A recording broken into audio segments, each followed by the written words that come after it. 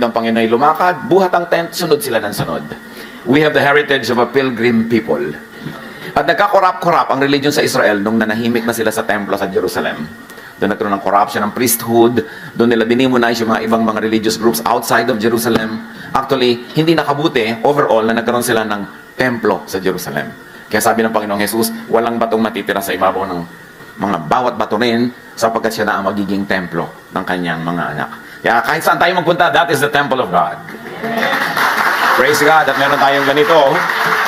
Hindi lahat ng araw meron tayong makukuhang lugar, so maghanda-handa kayo dyan.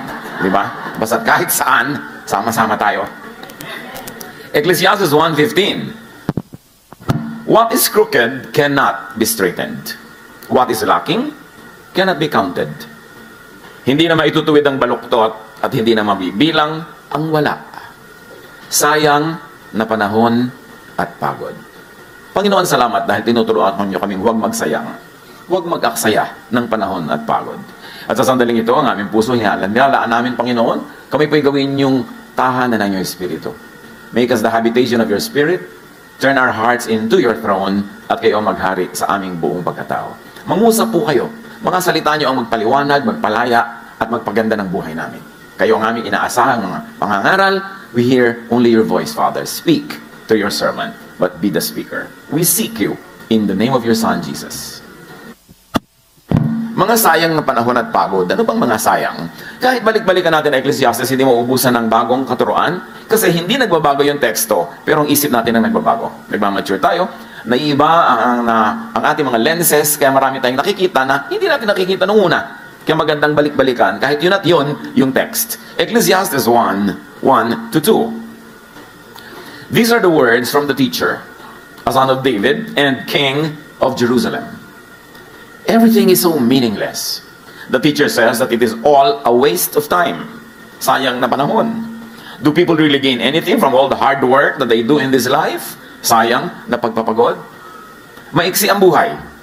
Dapat walang sinasayang na oras at pagod. Ito ang mga katuroan ng mangangaral, ang anak ni David na hari ng Israel. Napakawalang kabuluhan. Napakawalang kabuluhan. Lahat ay walang kabuluhan, sabi ng mangangaral. Of course, hindi naman literal na lahat walang kabuluhan. It's poetic language. So, exaggerated. Ang ibig sabihin lang, napakaraming walang kabuluhan na binibigyan natin ng sobrang pansin. At dahil daw doon, you must not mistake activity for achievement. Hindi ko mo busy ka, may nangyayari na. Hindi ko mo napapagod ka, sulit na. Kailangan matalino. Huwag magsayang ng panahon at pagod sa mga walang kabuluhan. At ngayon, sa ating pagbubulay-bulay mga kapatid ng salita ni Solomon, the wisest man ever. Aside from Jesus, of course.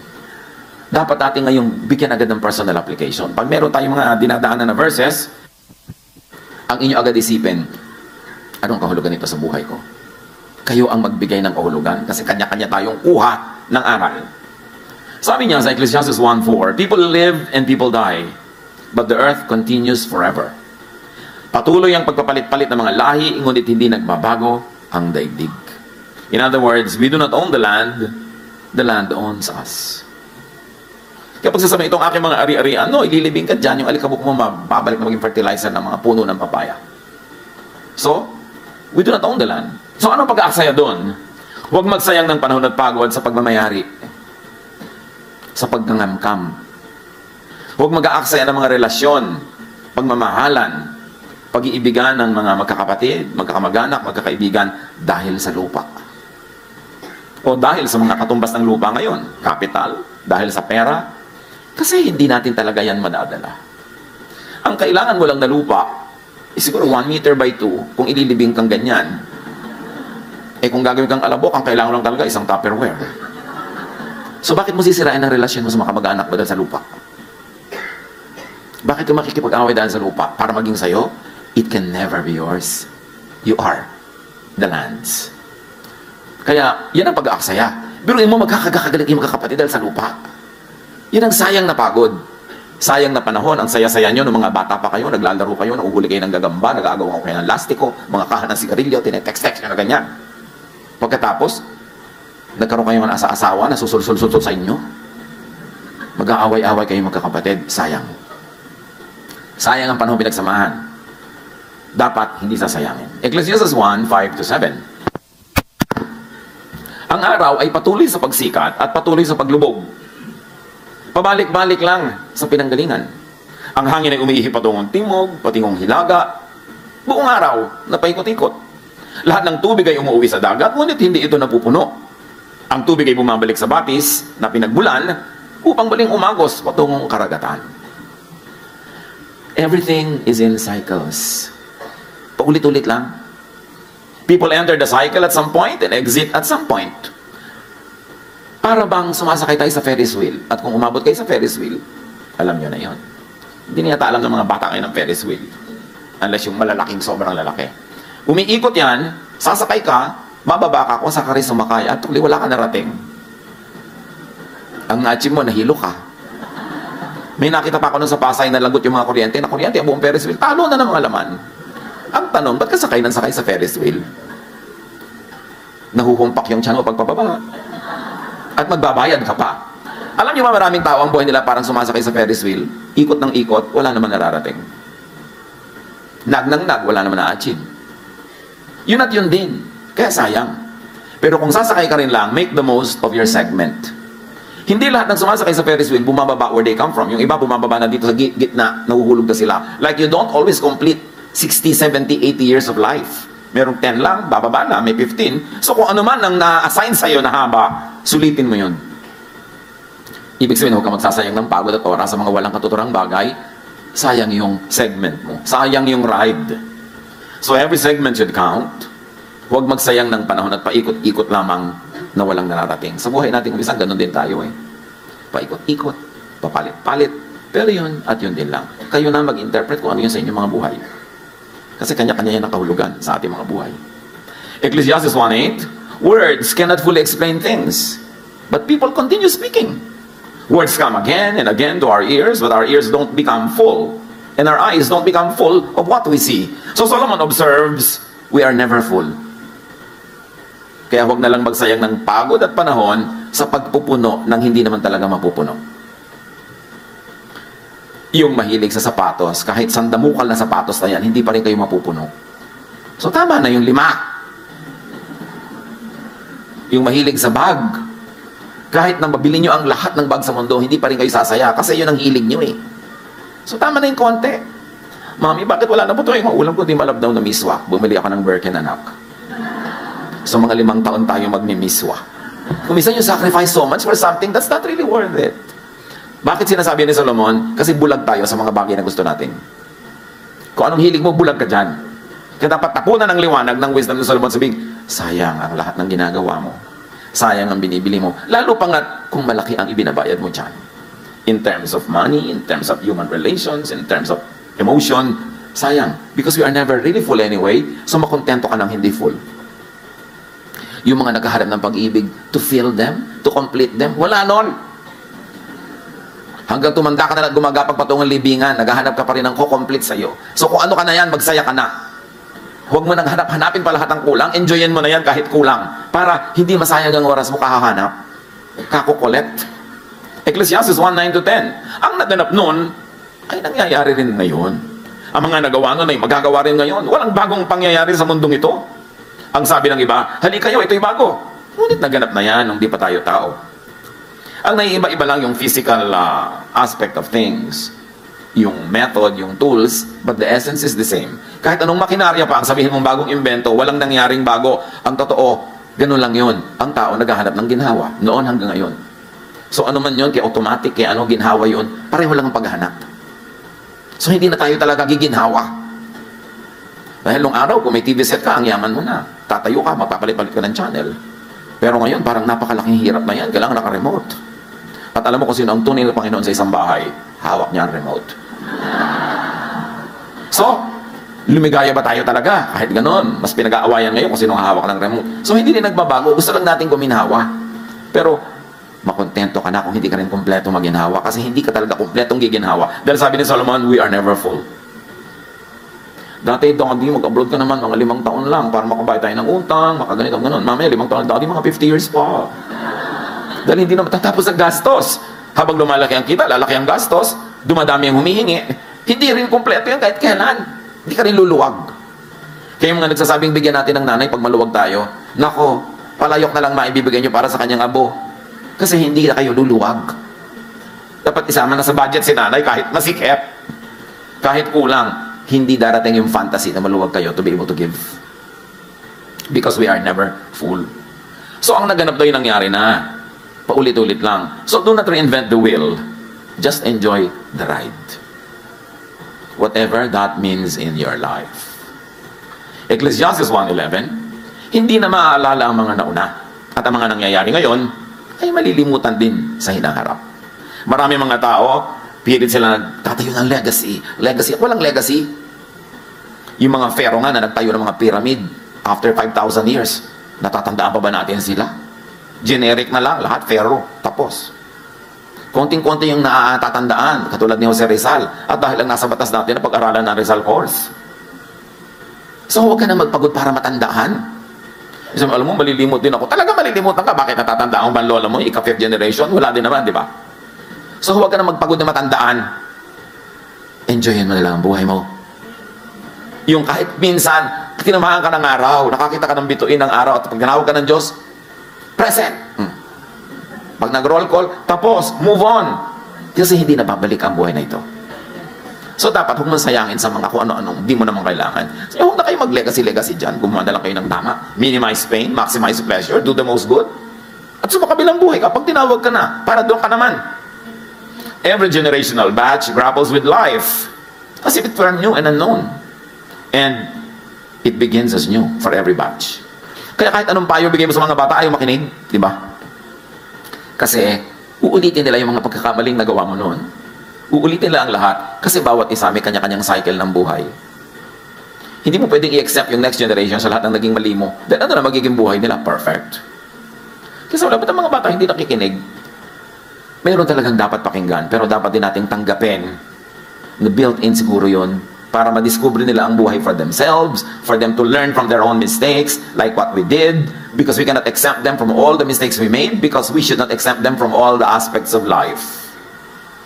Kaya huwag tayong mabigo, magturo tayo na magturo, and pray that they will listen, at mga bata, makinig hanggang kaya nyo, pero huwag na nating sakta na ating makalooban pag hindi tayo laging pinapakinggan. Kasi didiscoverin nila ang buhay on their own. That's part of living. Ecclesiastes 1:12-15, patuloy ni Solomon, ako, ang mangangaral, ay naging hari ng Israel. Siniyasat ko at pinag-aralang mabuti ang lahat ng bagay sa mundong ito. At nakita kong ang tao'y itinalaga ng Diyos sa matinding paghihirap. Nakita ko ang lahat ng gawa ng tao sa mundong ito ay walang kabuluhan. Ito'y tulad lang ng paghabol sa hangin. Hindi na maitutuwid ang baluktot at hindi na maibibilang ang wala. So to be happy in life, to be happier in life, to not waste time and energy, huwag niyong bilangin ng wala. Yung wala, di wala. Adjust. Lahat naman tayo, di ba, may mga mahal sa buhay na nauunang sumasakabilang buhay. Adjust. Kasi kung gusto ng Diyos na sabay-sabay yung kunin, hindi naman mahirap gawin yun. Natira ka pa kasi hindi mo pa time. So, live your life. Huwag kang mabuhay sa guni-guni, sa alaala nung wala. Ang kailangan, ang bilangin mo yung nandyan. Para hindi dumami ang iyong mga lungkot. Sabi ko nun, hindi na maitutuwid ang baluktot. Ibig sabihin, what is crooked cannot be straightened out. So baka naman pagod na kayo ng katutuwid sa isang taong talagang baluktot. Mamaluktot na rin kayo para makasabay niya pamisa-misa. Hindi nyo maituwid siya, kaya nyo naman siguro mamaluktot, mag-adjust sa kanya, para lang mag-enjoy kayo sa buhay. Maraming magulang nagtatakwil pa ng anak na hindi niya maituwid ayon sa direksyon na gusto niya. Maraming mga naghihiwalay dahil hindi nila mapasunod sa gusto nila. Bakit din na lang natin tanggapin ang isa't isa, mahalin ang isa't isa, maximize the enjoyment that we have together, and in areas where you really cannot agree, well, create your own circles outside of that circle of that person, and then let other parts of your other circles intersect. Hindi naman talaga pwede mag-agree ka with one person completely, kahit asawa mo, kahit magulang mo, kahit anak mo. Ba't din na lang natin tanggapin? Ganun talaga, iba-iba. Lalo kung ang gusto nyong palitan sa tao, genetic, nakatakda na, hindi pa siya ipinaglilihi, yun na siya, mapapagod lang kayo. So sabi niya, hindi na maitutuwid ang baluktot. Huwag ka na magpagod. At hindi na mabibilang ang wala. Because we have found it, we have found spirituality, always like to convert everybody to our point of view. And sometimes to our very narrow and limited points of view. Kaya tuloy nagiging mahirap tayong kasama, mahirap tayong pakisamahan, lalo pag kumikitid ang ating utak dahil sa mga theology. Kailangan lawakan mo ang iyong utak. Kahit saan ka pumukol, tatama ka sa Diyos kasi punong-puno ng Diyos ang buong creation. Hindi ka magmimintis. Pag hinahanap mo ang Diyos, makikita mo siya. Kahit sa iba-ibang kulay, iba-ibang paraan. Kasi punong-puno ng Diyos ang buong sanglilikha. So many things are not worth doing. And according to Solomon, the wise will not waste precious time on things that are not worth doing or that cannot be done anyway. Huwag na kayong magpagod na ituwid ang baluktot. Maximize na lang yung inyong love, yung inyong enjoyment sa buhay. And like change the unchangeable, that is an undoable quest. Like change people. Lagi nilang, Lord, i-change mo po ang husband ko. Lord, i-change mo po ang anak ko. Ano, buong universe papalitan ng Diyos para mag-suit sa taste mo? Ba't di mo nalang sabihin at nasubukan mo, Lord, i-change yung nga po ako. Ma-appreciate ko yung nanay ko. I-change yung nga po ako. O kaya, let's work on this together, Lord. Mas madali namang ako ang ilapit ko sa inyo na baguhin nyo kaysa ilapit ko ang buong barangay na baguhin nyo sila para masyahan ako sa kanila. Di ba, sayang ang pagod mo nun? Magpo-frustrate ka. Ang dami ko natatanggap na prayer request, Pastor, ipag-pray nyo naman na mag-change ang asawa ko. Hindi po ako magician. At ang Diyos hindi rin nagmamagic. Ang mahalaga, as is where is, mahalin nyo, and continue to do what you can para maging mas positive ang inyong samahan. At kung maaari, at sa palagay nyo talaga, tama na mag-change, edi give all the reasons para mag-change, pero kung hindi pa rin nag-change, huwag nyong ituwid ang baluktot. Mamamatay lang kayong bigo. Maghihiwa-hiwalay lang kayo ng lahat ng taong mahalaga sa inyong buhay. Yun ang importante yung tinuturo ni Jesus yung acceptance and love of people and for people. Sabi sa Jeremiah 13:23, can an Ethiopian change his skin or a leopard get spots? Of course, the answer is no. Ngayon kasi with technological manipulation, napapalitan mo yung tone of your skin. Pero nung ginawa itong verse na ito, ang ibig sabihin lang nila, impossible yun. And it must be understood from that point of view. Huwag kang mga tuwira na, ngayon pwede na. Hindi yun ang ibig sabihin ng writer. Ang ibig sabihin ng writer, what cannot be changed? You should not even endeavor to change. Ecclesiastes 1:16-18, sabi ko sa akin sarili, ang karunungan ko'y higit sa sinundan kong mga hari sa Jerusalem. Alam ko kung anong tunay na karunungan at kaalaman. Pinag-aralan kong mabuti ang pagkakaiba ng karunungan at ng kamangmangan, ng katalinuhan at ng kabaliwan. Ngunit, napatunayan kong ito rin ay tulad ng paghahabol sa hangin. Habang lumalawak ang karunungan ay dumarami ang alalahanin. At habang dumarami ang nalalaman, ay lalong tumitindi ang kapighatian. Sabi diba, tama ako. Talagang hindi ako nag-aaral doon. Diba? Tama ako, hindi na ako nagpakarunong. Hindi naman yun kasi kamangmangan yun eh. Alam niyo, siyempre yung poetic language exaggerated to drive home a point. Hindi binabaliwala ni Solomon ang karunungan. Ang sinasabi lang niya, habang rumurunong ka, humanda ka, kasi habang lumiliwanag ang iyong isip, mas marami ang nakikita mong kadiliman sa paligid. So, are you trying to be wise? Is trying to be wise a waste? Is trying to be wise a waste of time and effort? At sinasabi lang ni Solomon na ito, huwag magsayang ng pagod sa sobrang pag-iisip. Don't overthink. Yung may nakita ka lang na kung anong clue, nabuo na ang buong kasaysayan sa isip mo, na may kulasisi ang asawa mo, ibinabahay niya ganitong budget buwan-buwan, mas malaki ang refrigerator kaysa sa'yo. Dahil lang sa kaprasong guni-guni. Pero maraming guni-guni ng misis, totoo. Binigyan niya ang mga misis ng special gift ng Diyos na may antena. Pero hindi lahat ng nare-receive doon ay tama. Don't overthink. Ang anak mo wala pa sa bahay, wala ka namang magagawa talaga, hindi mo alam kung nasaan, matulog ka na. Kasi mag-overthink ka, wala rin naman mangyayari. Worry ka ng worry. Don't worry about something you cannot change. Ipas sa Diyos at itulog. Huwag mag-worry sa mga hindi mababago. Kung minsan meron tayong makaramdaman na talagang parang napaka-lala, just have quality of life. Enjoy whatever is left, and when you have to go, go. Do not struggle with it too much. Kasi, pag hindi mo yan tinanggap, lalo lang humahapdi, lalo lang humihirap, mangyayari din naman.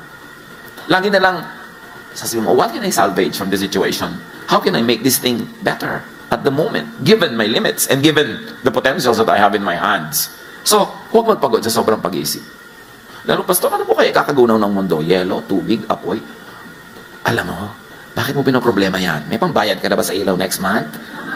Wala po, yun ang isipin mo, anak. Magtinda ka ng banana cue dyan para may pambayad ka. Kung paano magugunaw ang mundo, problema yan na yung Diyos. paano po kaya ako mamamatay? Kasi ayoko pong mamatay ng walang makeup. May nagsasabi talaga nun. Itato mo na ang makeup mo sa mukha, ha? Para sa kaman abutin, may kilay ka na. Mga bagay na hindi kailangan. Magpapakasal, pastor, magiging tapat po kaya sa akin ito buong buhay. 1 week siguro, baka pwede kong sabihin, pero beyond that, malay ko ba? Malay natin sa buhay. So, yung problemahin. Itong ibig ko sabihin mga kapatid na kayo ang mag-apply sa buhay nyo ng mga messages na ito. Kasi kayo lang ang may ganong kaliwanagan to connect the dots. Manuri, makiramdam, ano-ano ang pagsasayang nyo ng panahon at pagod na hindi naman dapat. Panginoon, turuan nyo po kami na i-apply ang karunungan ni Solomon sa pang-araw-araw naming buhay. Kayo ang magbigay sa amin ng liwanag ng pag-iisip para makapamili kami kung anong bibigyan ng panahon at pagod at kung ano yung isa sa isang tabi. Pagbulay-bulayin natin mga kapatid, huwag niyong madaliin, pag-isipan, and listen to the voice of the Spirit that is now guiding you to make very practical applications in your own private life. Love to you, mga pamangkin. Dito tayo mag-aral ng salita ng Diyos. Dito tayo mag-aral ng mga practical na bagay, magdalanginan para sa isa't isa, makinig ng mga mensahe, at dito tayo magsasama-sama spiritually sa ating official Ed Lapis YouTube channel na ang address ay Sabi ni Kuya Ed. Remember, dito tayo ha, Sabi ni Kuya Ed, ang ating official YouTube channel.